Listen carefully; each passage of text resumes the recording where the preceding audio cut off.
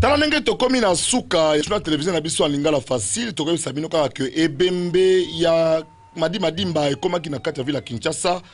banda lobby pe ezali na morgue na clinique Ngaliema programme aux familles apesi ezali boye lobby mardi nzoto na ye ekolongwa na 12h na clinique Ngaliema pe ekozala exposé pa na ye na quartier Bel Air na ma campagne mercredi na midi nde ekoya na jardin botanique et pa wapi ekola bongo jeudi na midi nde bakende kundaye na cimetière ya nouvelle cité na Benseke basengi na ba diamantaire nyonso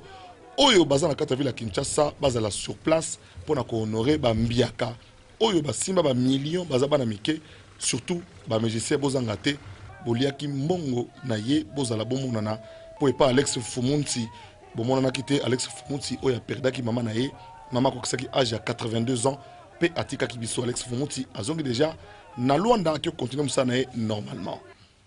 toko suki sala lisese oyo pona ko sala plaisir na tous les chauffeurs au baza ko respecter tolérance zéro pour lobby mardi na 6h soko bimina mutuka ya mabe keba okosambwa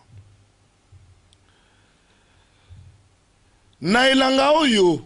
na babamba yo libanga na basopela yo maya malili okopona nini